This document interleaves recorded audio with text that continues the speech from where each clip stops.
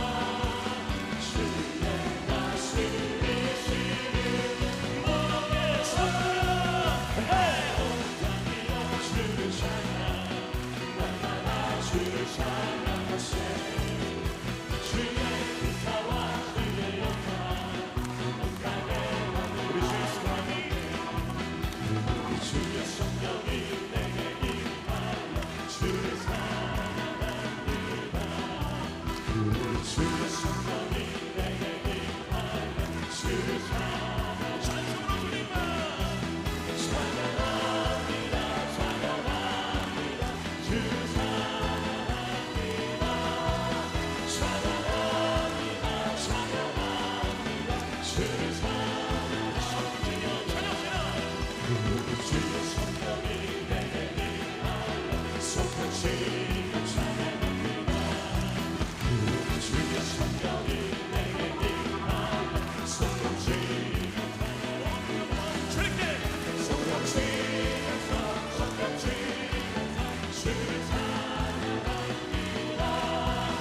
솟구치면서 솟구치면서 주를 찬양합니다. 소리 높여 주의 성령이 내게 임하여 소리 높여 강력하게 말씀을 믿습니다. 아멘. 주의 성령이 내게 임하여 소리 높여 할렐루야. 아멘.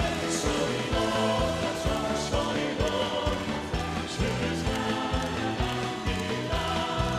소리 높여서 소리 높여서 주를 찬양합니다. 찬양합니다. 찬양합니다. 주를 찬양합니다.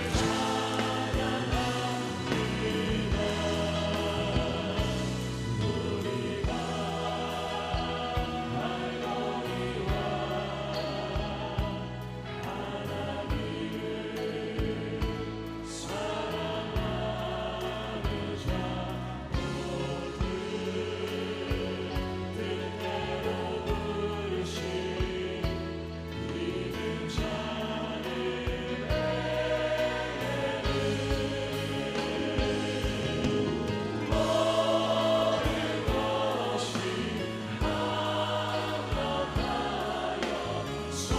찬양합니다.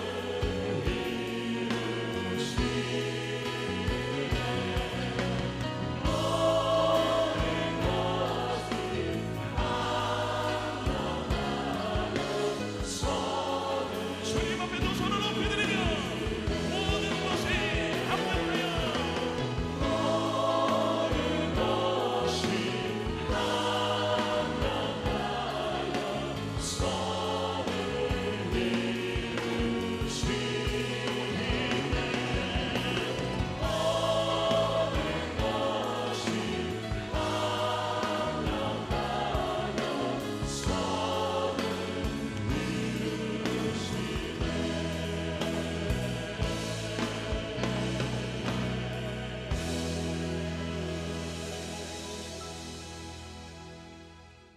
이 시간 은혜 받으실 하나님의 말씀은 마태복음 5장 6절로 8절 말씀이 되겠습니다. 의에 줄이고 목마른 자는 복이 있나니 그들이 배부를 것이며 긍휼히 여기는 자는 복이 있나니 그들이 긍휼히 여김을 받을 것이며 마음이 청결한 자는 복이 있나니 그들이 하나님을 볼 것이며 아멘.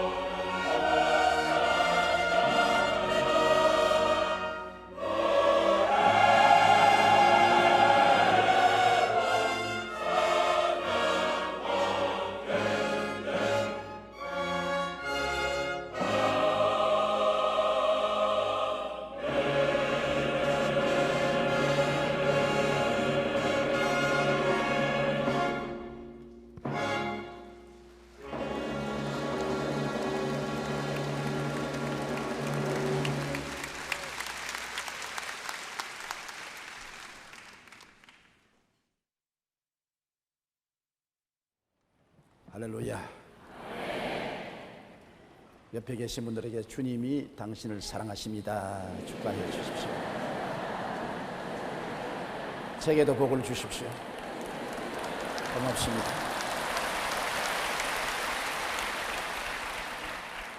오늘은 8가지 최상의 복 제2편 말씀으로 은혜를 나누겠습니다. 인생의 복은 그릇이 준비된 사람에게 임하는 것입니다. 그릇이 준비 안 된 사람에게 내린 복은 오히려 복이 아니라 화가 되는 것입니다.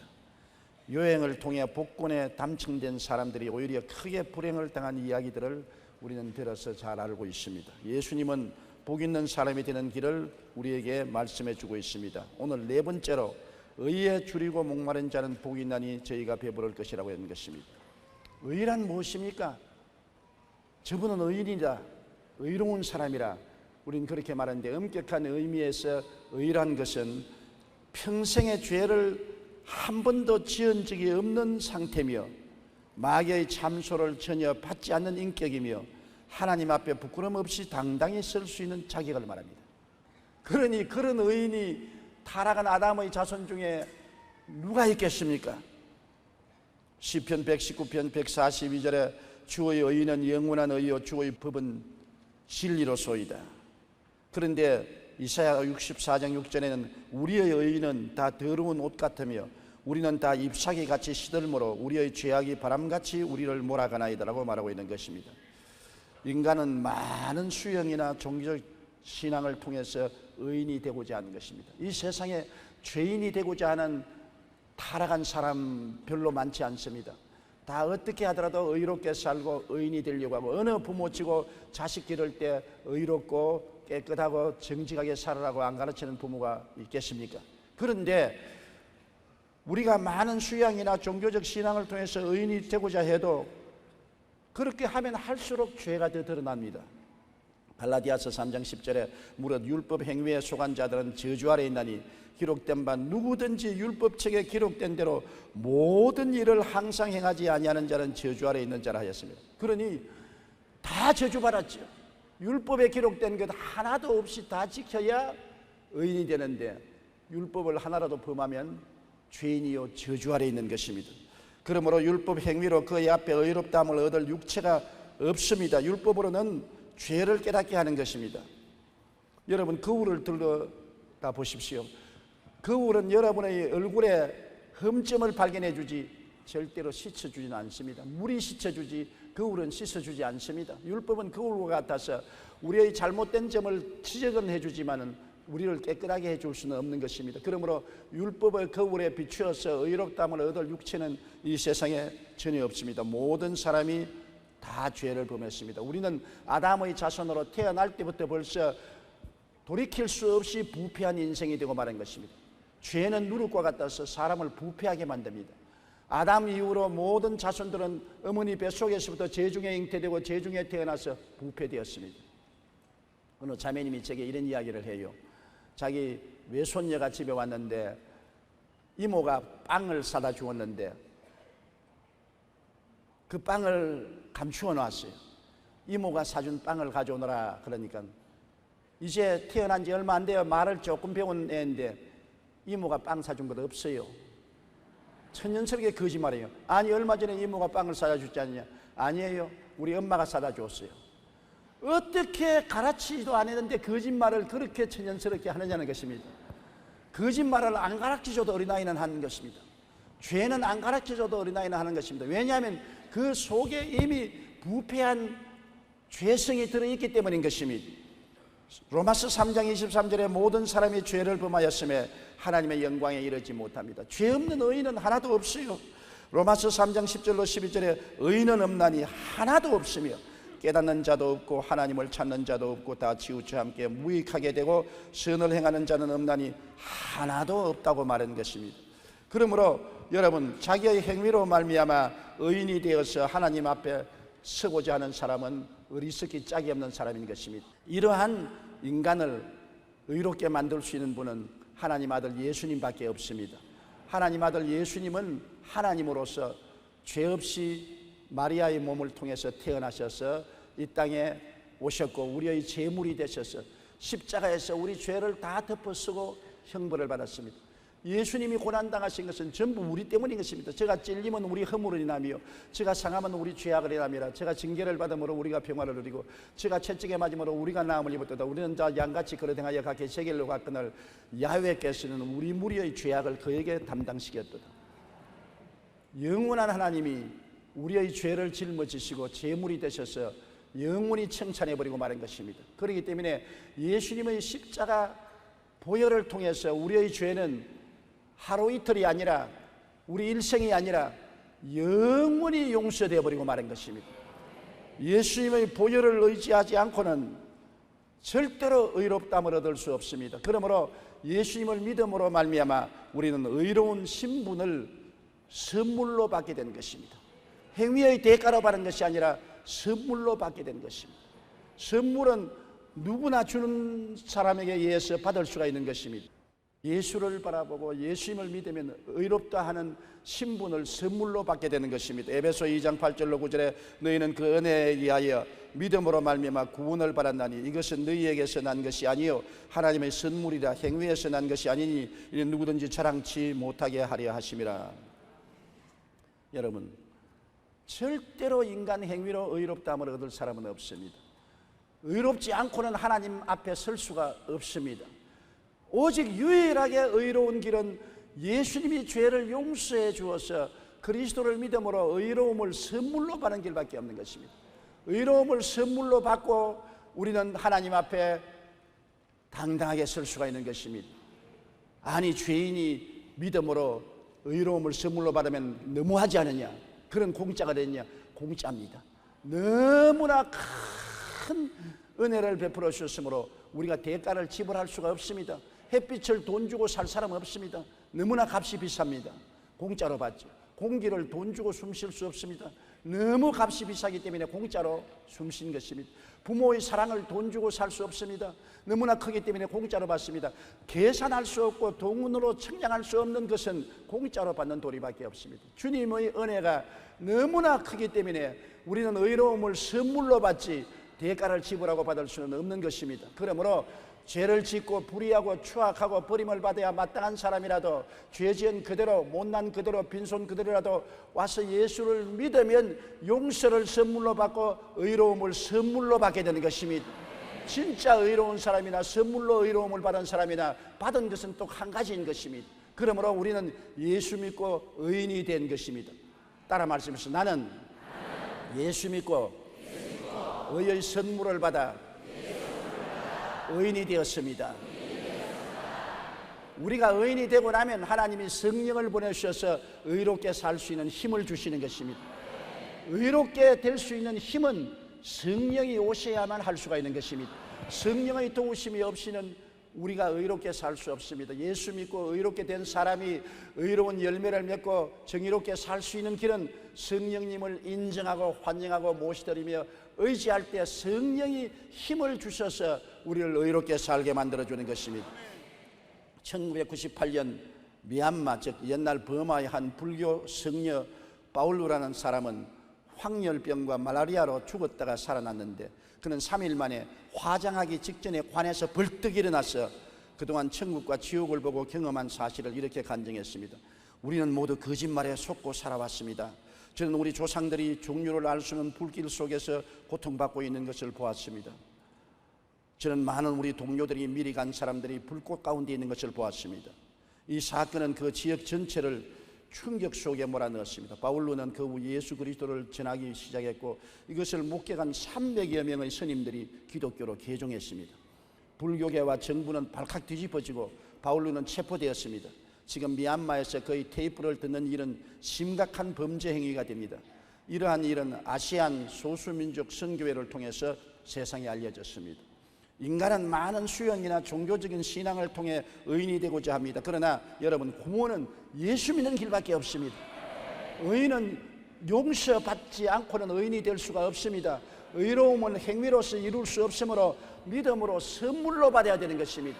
온천하 인간에게 구원받을 만한 이름을 주신 적이 없습니다. 그러므로 의롭게 살기를 사모하는 사람은 복이 있나니 예수를 알게 되고 그리스도를 통해서 의로움을 선물로 받게 되기 때문인 것입니다. 그리고 의로움을 선물로 받은 사람에게 하나님이 곧장 성령을 보내주셔서 성령을 통해서 의롭게 살 수 있는 능력과 힘을 허락하여 주시는 것입니다. 그렇기 때문에 의롭게 되기를 갈망하는 사람은 누구도 불구하고 예수님께 나오면 만족하게 되고 기뻐지게 되고 의인이 되고 하나님 앞에 당당히 서게 되고 저 세상 천국 영원한 영광에 들어갈 자격을 얻게 되는 것입니다. 다섯째로 긍휼히 여기는 자는 복이 나니 저희가 긍휼히 여김을 받을 것이라 했는데, 불쌍히 여기고 용서하는 마음이 있는 사람은 복이 있다고 말하는 것입니다. 왜냐하면 남을 긍휼히 여기고 불쌍히 여기면 나도 긍휼히 여기고 불쌍히 여김을 당합니다. 우리가 우리에게 죄진 자를 용서해 준 것 같이 우리 죄를 용서해 달라고 주기도문에 말했던 것입니다. 우리는 남을 용서해 주지 못하면서 하나님 앞에 나를 용서해 주십시오, 위선적인 기도인 것입니다. 남을 용서해 준 것처럼 하나님 저를 용서해 주시옵소서. 그러면 하나님이 용서해 주시겠다는 것입니다. 마태복음 6장 14절로 15절에 너희가 사람의 잘못을 용서하면 너희 하늘 아버지께서 너희 잘못을 용서하시려니와 너희가 사람의 잘못을 용서하지 아니하면 너희 아버지께서도 너희 잘못을 용서하지 아니하리라. 남을 용서하지 않고 심판하면 자기도 하나님 앞에서 심판을 받습니다. 하루 성전뜰에 예수님이 말씀을 가르치고 있는데 가늠하다가 현장에 잡힌 여인이 바리새 교인, 사두개 교인, 교법사들에게 끌려왔습니다. 율법의 제자들에게 끌려왔습니다. 그들이 예수님께 말하기를 선생이여, 이 여자가 가늠하다가 현장에 잡혔습니다. 성경에는 가늠하다가 현장에 잡힌 자는 돌로 쳐 죽이라고 했는데 당신은 어떻게 하겠습니까? 손에 돌을 들고 있습니다. 예수님은 허리를 굽혀 글을 썼습니다. 어깨너머로 다 보았는데 성경을 무슨 글을 썼다고 안 했지만 추측하건대 주님이 십계명을 썼다고 생각하는 것입니다. 자꾸 당신은 이 여자를 어떻게 하겠습니까? 그러니까 예수님이 허리를 펴서 큰 자로부터 작은 자까지 바라보시고 난다. 당신들 중에 계명에 비춰봐서 죄 없는 자가 먼저 돌로 쳐라. 주상 같은 하나님의 명령입니다. 예수님은 하나님입니다. 너희가 율법으로 이 여자를 정죄하니까 나도 너를 율법으로 정죄하겠다. 죄 없는 자가 먼저 돌로 쳐라. 그러고 난 다음 주님은 또 엎드려서 글을 쓰기 시작했습니다. 그 다음에는 나는 말은 안 했지만은 그들의 개인적인 죄를 예수님이 들추어내기 시작했다고 생각합니다. 큰 자부터 작은 자까지 다 돌을 놔버리고 그러면 날 살리라고 달아나버리고 말는 것입니다. 자기 죄가 드러나니까 주님 앞에 설 수가 없습니다. 사람들이 여러분 지옥 가는 것 하나님이 지옥 보내는 건 아닙니다. 하나님 앞에서 자기 죄가 드러남으로 견딜 수가 없어서 지발로 지옥에 떨어지는 것입니다. 하나님이 보내서 지옥에 가는 건 아닙니다. 예수님은 하나님 아니십니까? 하나님 앞에 서서 너희 중에 죄 없는 자가 이 여자에게 돌을 던지라고 하고 난 다음 주님이 그 죄를 들추어낼 때 견디지 못해서 다 도망치고 마는 것입니다. 한참 만에 예수님께서 여자의 고개를 들라 너를 정죄하는 자가 있느냐? 돌아보니까 돌멩이만 있고 정죄한 자가 없습니다. 정죄한 자가 없습니다. 예수께서 이르시되 나도 너를 정죄하지 아니하노니 가서 다시는 죄를 범하지 말라. 주님은 정죄하지 않았습니다.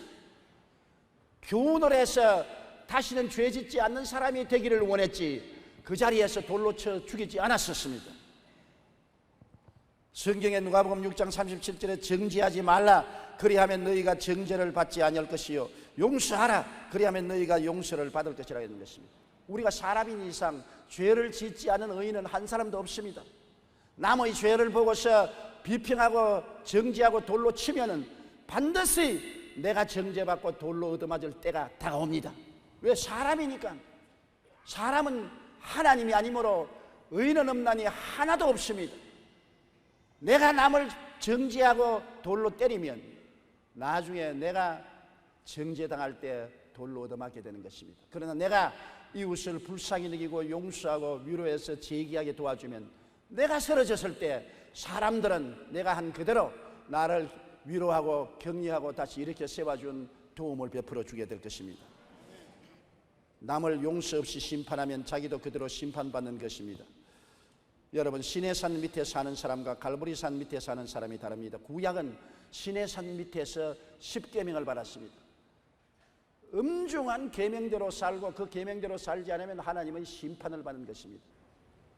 내 앞에 다른 신을 두지 말라, 우상에 절하지 말라, 하나님의 이름을 망령되이 부르지 말라, 안식일을 거룩히 지켜라, 내 부모를 공경하라, 살인하지 말라, 간음하지 말라, 도둑질하지 말라, 내 이웃을 거짓 증거하지 말라, 내 이웃을 탐하지 말라.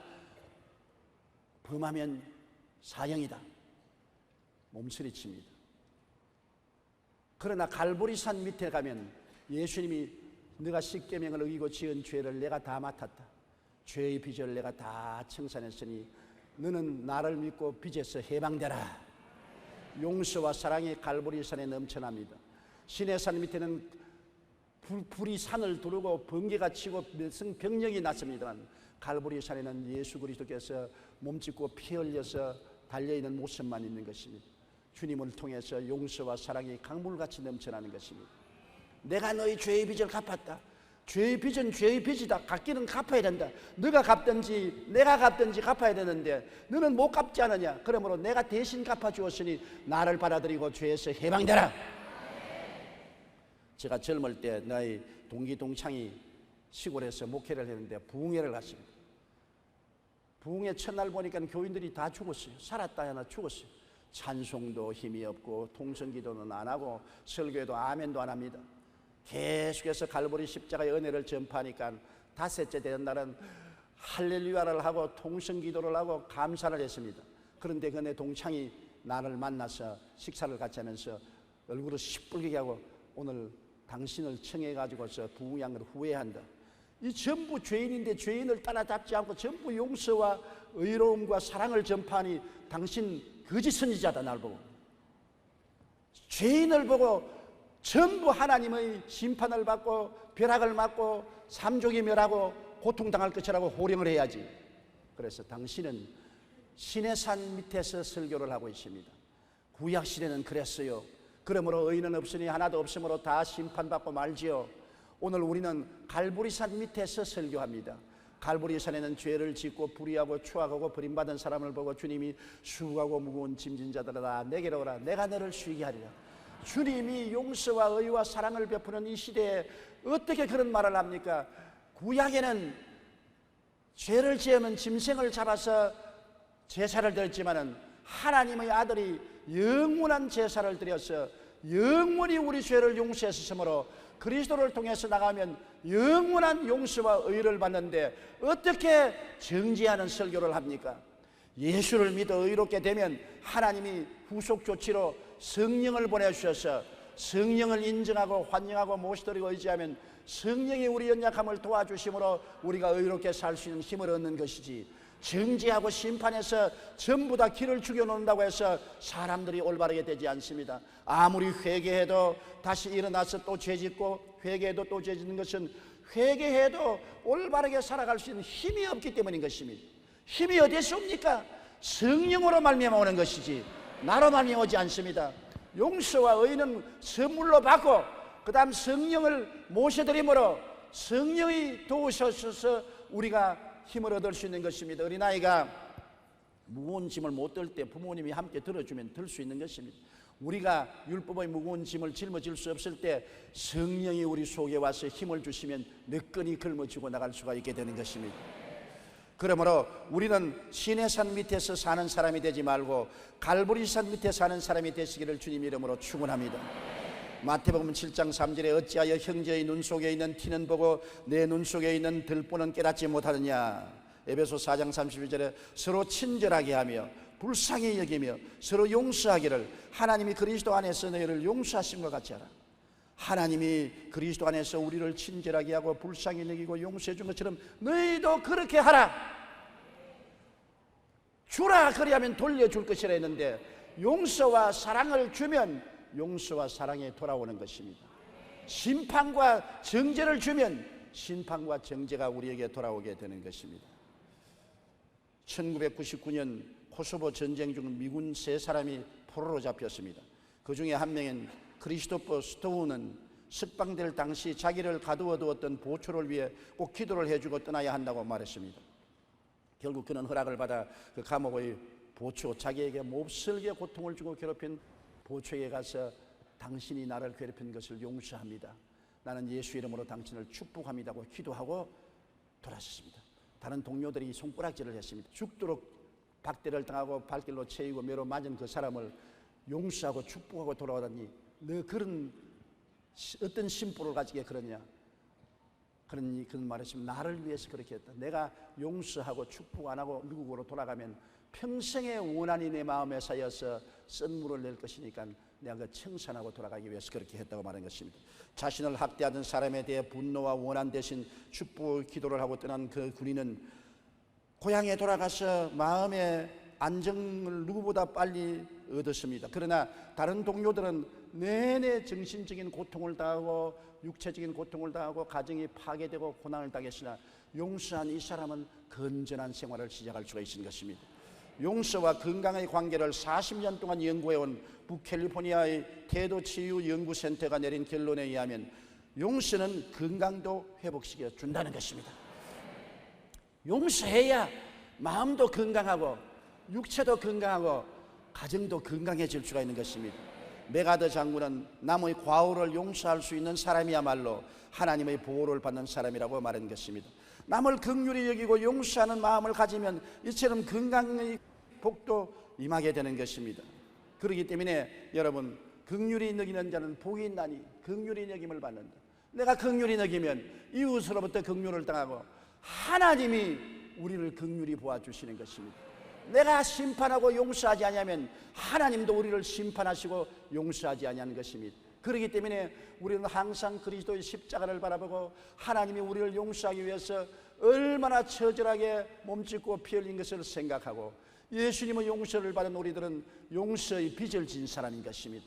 엄청나게 긍휼히 여기고 용서해 줘야 될 빚을 진 사람으로 우리는 이웃을 용서하고 긍휼히 여기는 빚을 갚게 되기를 주님 이름으로 축원합니다. 여섯째로 마음이 청결한 자는 복이 있나니 저희가 하나님을 볼 것이라고 하는 것입니다. 여러분, 우리가 하나님을 아무리 보려도 안 보이지 않아요?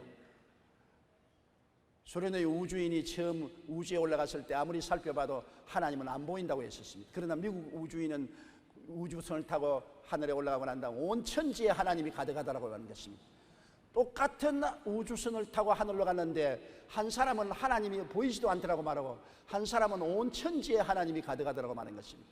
마음의 상태인 것입니다. 우리가 여러분 슬픈 마음을 가지면 나무도 슬프게 보입니다. 기쁜 마음을 보면 나무가 춤추는 것 같습니다. 기쁜 사람은 기쁜 세상을 보고 슬픈 사람은 슬픈 세상을 보고 미워하는 사람은 미워하는 세상을 보고 온갖 환경은 우리 마음이 만들어내는 창조물이 되는 것입니다. 그렇기 때문에 마음이 정결하면 하나님이 마음속에 비춰오는 것입니다. 하나님은 광대하심으로 우리의 지식이나 인간의 지혜나 총명이나 모략이나 재능을 통해서는 볼 수가 없어요. 하나님을 어떻게 사람이 감히 볼 수 있는 것입니까? 깨끗한 호수에는 하늘이 비치지 않습니까? 여러분 맑은 호수에 가보세요. 호수 주변에 있는 나무도 비치고 둥실 떠가는 구름도 물에 비치고 파란 하늘도 비추어서 하늘이 물 안에 있고 물 안에 하늘이 있는 것을 보는 것입니다. 그러나 썩은 물에는 가보면 나무도 비추지 않고 구름도 비추지 않고 하늘도 비추지 않고 썩은 냄새만 푹푹 풍기고 있는 것입니다. 예레미야 17장 9절에 만물보다 거짓되고 심히 부패한 것은 마음이라 했는데 사람의 마음이 구원받기 전에는 만물보다 부패하고 더러운 썩은 물이기 때문에 하늘이 비추지 않지요. 그러므로 사람들이 말하기를 하늘 아래 머리를 두고 살면서 하나님 어디 계시냐 내 주먹을 믿어라. 그러나 예수 믿는 사람은 해를 봐도 하나님이 보이고 달을 봐도 하나님이 보이고 별들을 봐도 하나님이 보이고 꽃 한 포기를 봐도 하나님이 묘하게 지으셨구나. 사람들을 봐도 하나님이 얼마나 이쁘고 아름답게 사람을 만드셨느냐. 여러분 하나님 만드신 사람을 아름답게 보아야 되는 것입니다.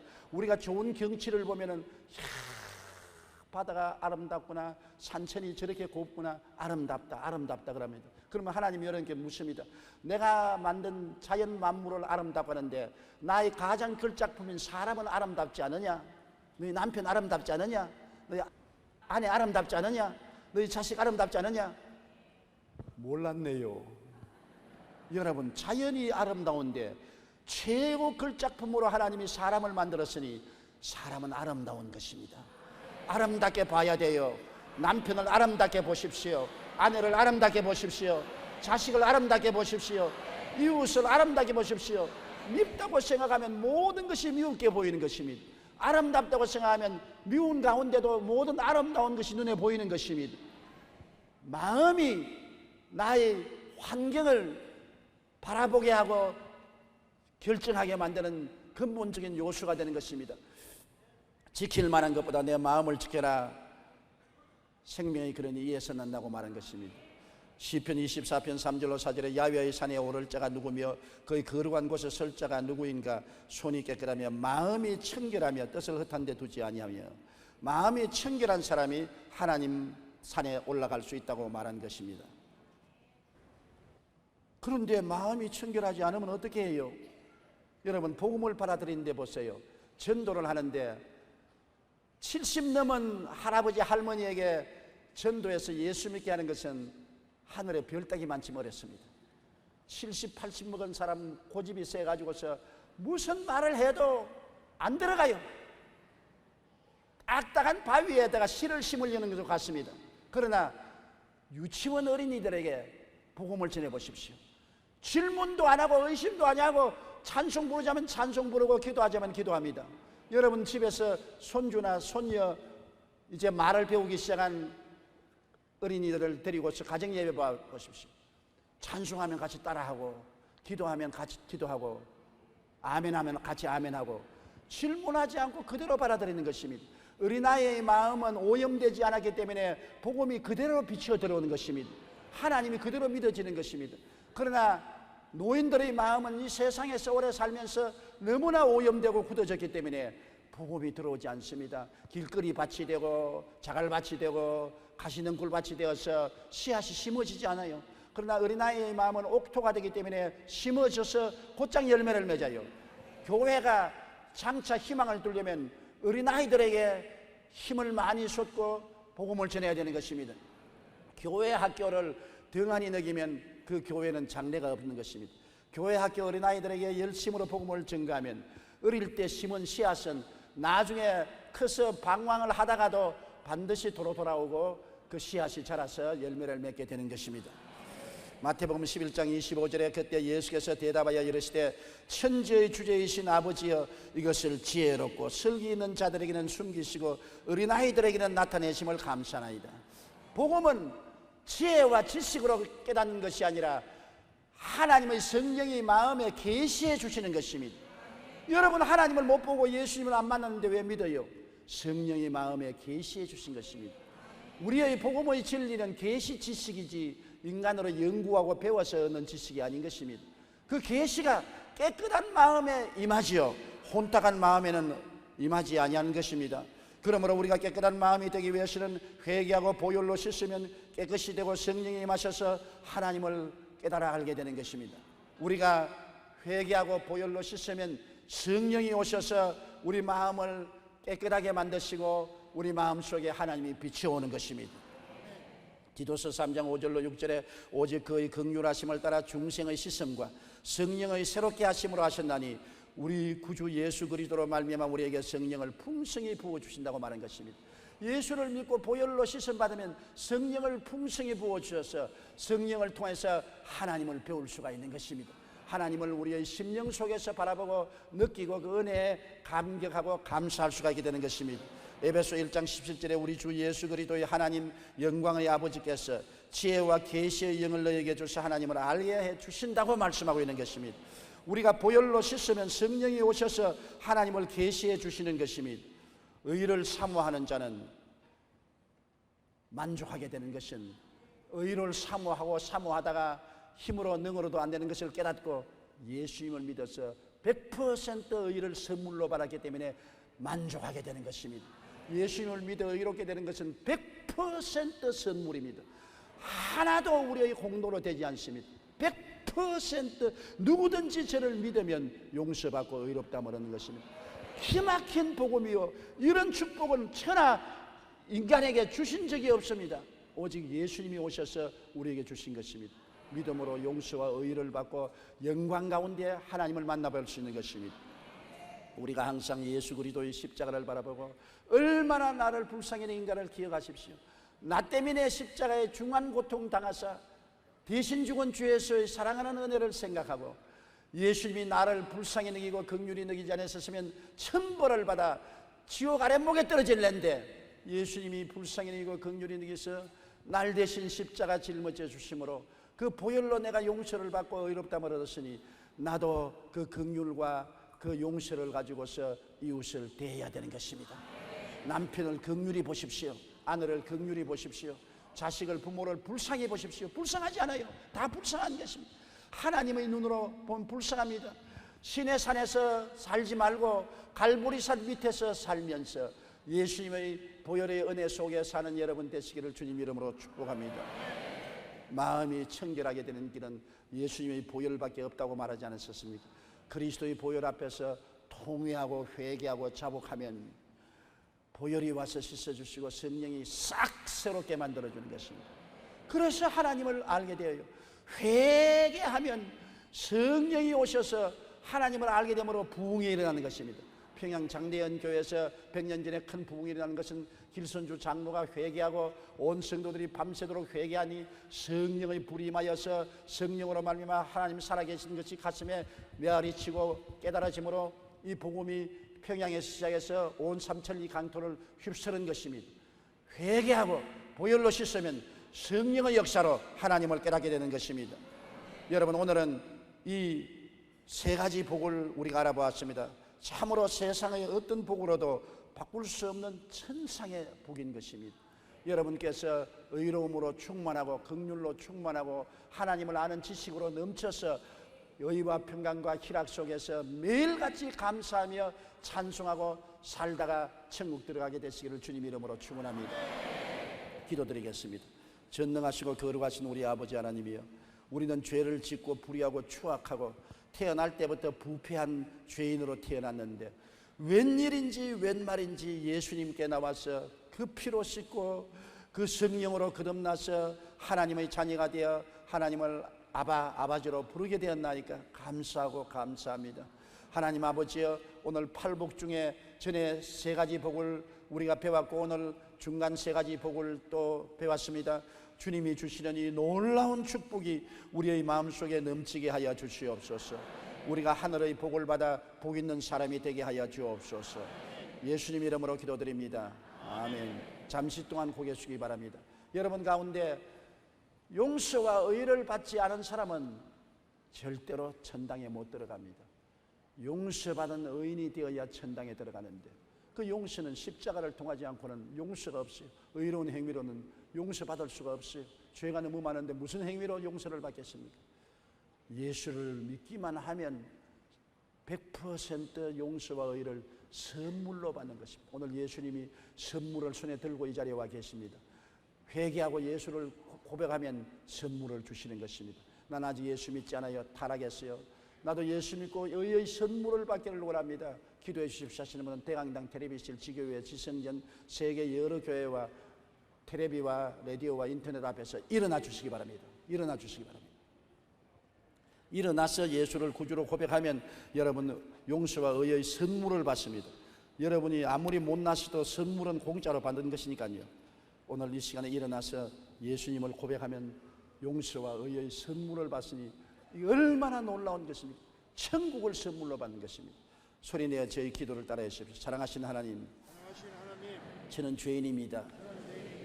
어디에서 와서 왜 살며 어디로 가는지 알지 못하고 방황하며 지냈습니다. 오늘 하나님의 부르심을 받고 믿음으로 일어났습니다. 예수님의 십자가 보혈로 저를 씻어 주시옵소서. 저를 위하여 죽으시고 저를 위하여 부활하신 예수님을 제 구주로 모셔드립니다. 지금부터 영원토록 주님과 함께 살겠습니다. 하나님은 내 아버지가 되셨습니다. 예수님은 나의 구주가 되셨습니다. 저는 하나님의 자녀가 되었습니다. 저를 구원해 주시니 감사합니다. 예수님 이름으로 기도드리옵나이다. 아멘.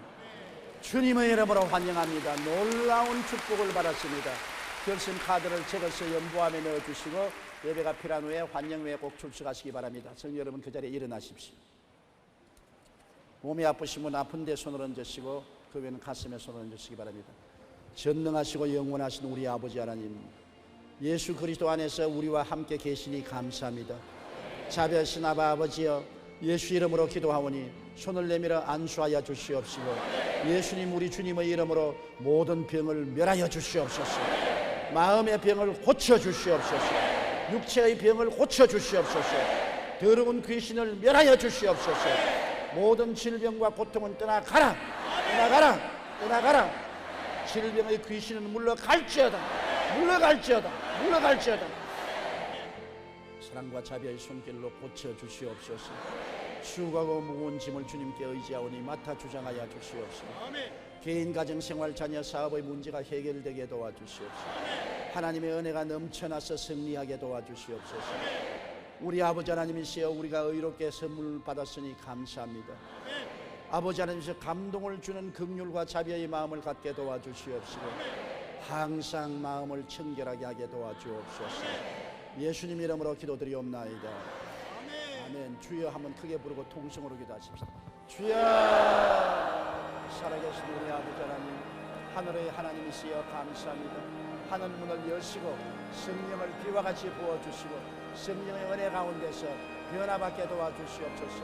마음은 원이로 돼 육신이 약합니다. 힘으로도 능으로도 안 됩니다. 그리도 예수 안에 있는 생명의 성령의 법이 죄와 사망의 법에서 너를 해방하였음이라고 말씀하셨습니다. 성령께서 오셔서 그리스도의 말미암아 은혜로 받은 의로운 삶을 살 수 있도록 축복하고 도와주시옵소서. 오 사랑의 하나님이시여, 영광을 받아주시고 찬양을 받아주시고 높임을 받아주시옵소서. 하나님 아버지여 감사합니다, 감사합니다, 감사합니다. 오 주여 감사합니다. 오 주여 감사합니다, 감사합니다. 아버지여 감사합니다. 나의 아버지 하나님이시여 감사합니다. 아버지 하나님이여 감사합니다. 영광 받아 주시옵소서. 영광 받아 주시옵소서. 담석증으로 황달까지 온 사람인데 주님이 고쳐주셨습니다. 폐암을 주님께서 고쳐주셨습니다. 몸이 굳어지는 병이 있는데 주님께서 치료하여 주셨습니다. 귀가 잘 안 들리는 사람을 치료하여 주셨습니다. 50견으로 어깨가 아파서 괴로워하는 사람을 치료하여 주셨습니다. 머리가 많이 빠지는 사람이 있는데 주님이 고쳐주셨습니다. 변비로 고생을 많이 하는 사람을 주님께서 고쳐주셨습니다. 발가락이 문드러지는 고통을 당하고 있는 사람이 있는데 주님이 고쳐주셨습니다. 피부에 염증으로 고생하는 사람을 낫게 하여 주셨습니다. 코가 막혀서 숨을 잘 쉴 수 없는 사람을 주님 고쳐주셨습니다. 치주염으로 고생하는 사람을 주님께서 고쳐주셨습니다. 할렐루야. 먹어서 소화가 안 되어서 늘 괴로워하는 사람 주님께서 고쳐주셨습니다. 할렐루야, 할렐루야, 할렐루야.